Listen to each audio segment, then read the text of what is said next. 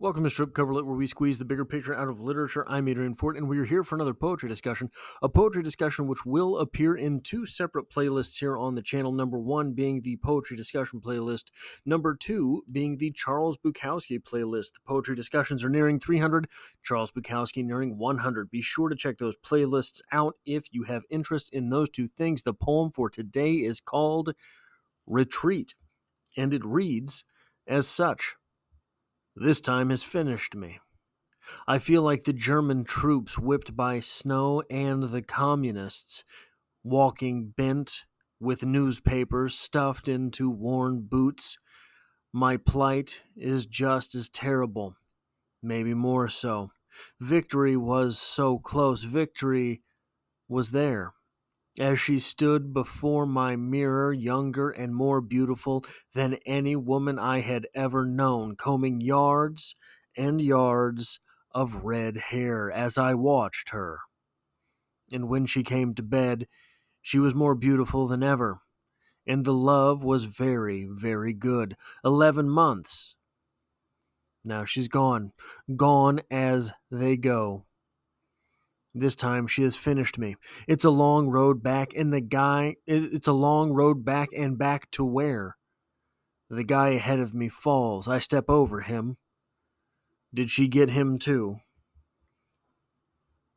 So, this is seemingly a pretty simple poem, right? Heartbroken Bukowski, walking in the snow. Walking in the snow is awful.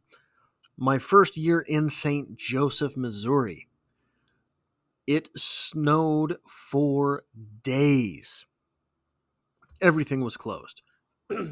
Everything except for where I work, I should say, was closed.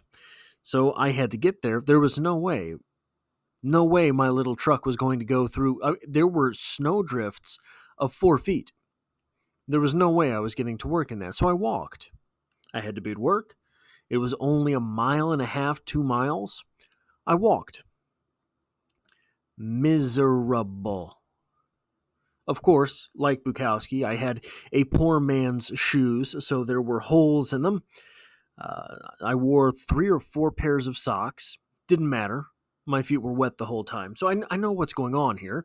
I know the struggle of the person here. But this poem is not about the struggle of the snow. It's not about that struggle. That struggle is passed up in the poem very, very quickly. Here's what I believe this poem is about. I believe it was Sartre who said that hell is other people. Probably he was right. Hell is other people. More specifically, in my belief, the expectations from other people. Because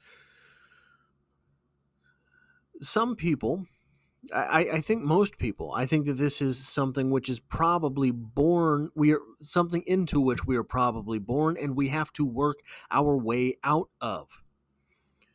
The expectations from other people affect us. It's because we're human. It's a human thing. Therefore, so for example, take whoever is most precious to you. Maybe your mother, maybe your father, maybe your sister, whoever it is, most precious to you. If you cared what they thought about you, and rightfully, you should, that's the most important person in the world to you, with the exception of children, I think.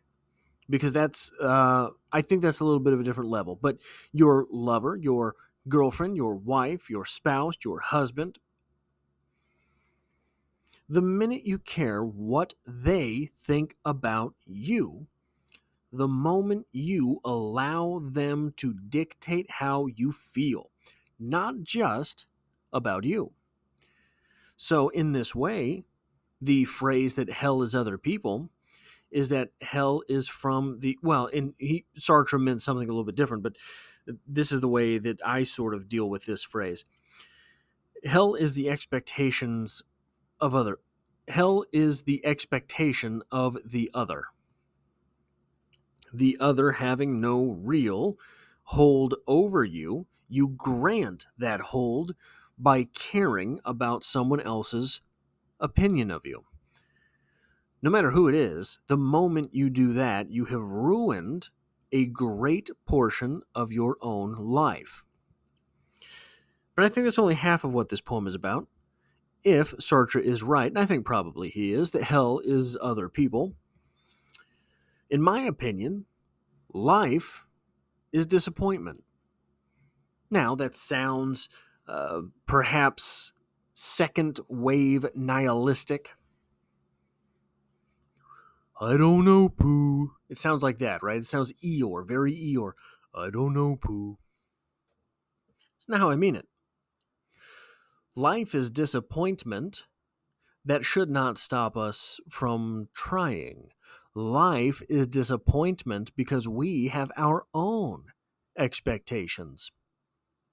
Hell is other people because of their expectations. Life is disappointment because of our expectations.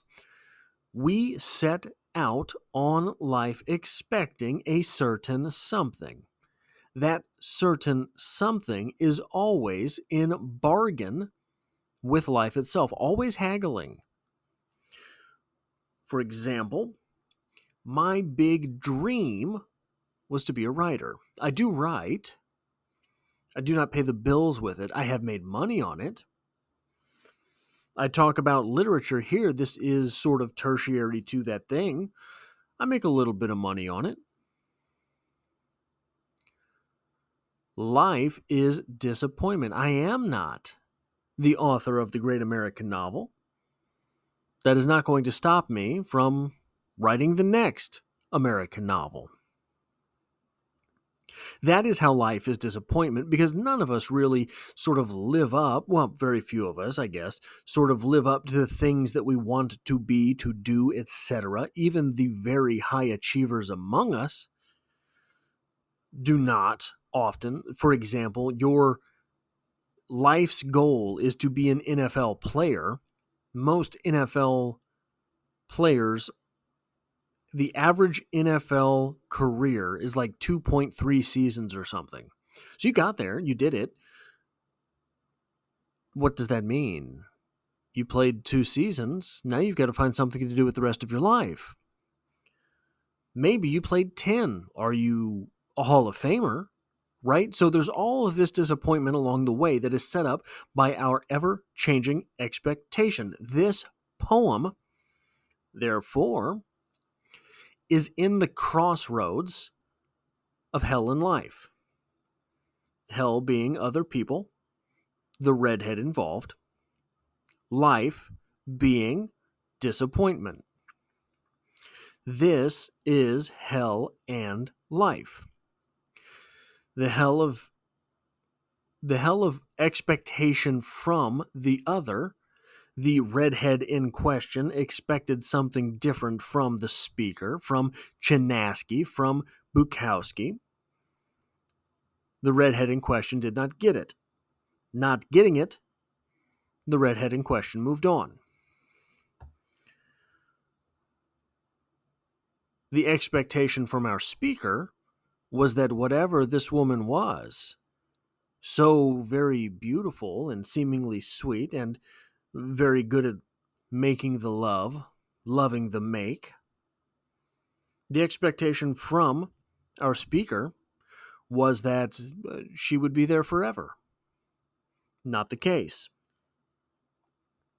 So this poem lives in the intersection between the two. However, when we are in the intersection between the two, we don't feel good about ourselves. We only blame ourselves. We do not blame the expectation, the faulty expectation, perhaps the faulty mechanism of expectation from the other. It's only us. We are so bad we couldn't be what we want, what we could not be what we were expected to be, and we could not get what we expected to get. Because of that, our speaker here, let's read this first part again. This time has finished me.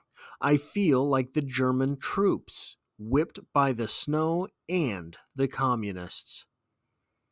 That's World War II. He feels here like the Nazis. Nazi. He is casting himself as that because not only is he retreating, not only has he been defeated by the redhead being red, communist, hint, hint, not only has he been defeated, but he sees himself as the bad guy. The Nazis are always the bad guys. He sees himself as the bad guy. He has cast himself in that role.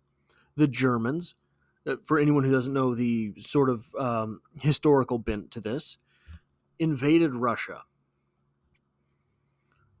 Russia's greatest general is General Winter.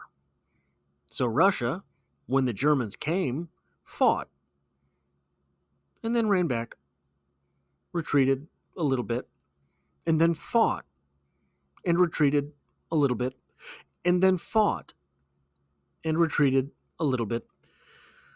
Before the Germans knew it, they were well into Russia, and their supply lines were thinning. And so too were their numbers. And they were forced to retreat in a fashion that absolutely crushed Germany's ability to make war. That is how our speaker is feeling here. Identifying as the bad guy and having been whooped on all sides. That is all I have for this poetry discussion. If you enjoy or appreciate what I do here, hitting the like button really helps me out on the channel, as it tells YouTube to. Share this video with other literature lovers, and if you find yourself here by chance but not design, consider hitting the subscribe button in order to stick around for more, because there's poetry on the channel every Monday, and I hope to have you back for everything else that I'm doing. I do novels, I do short stories, etc., etc. Please come back.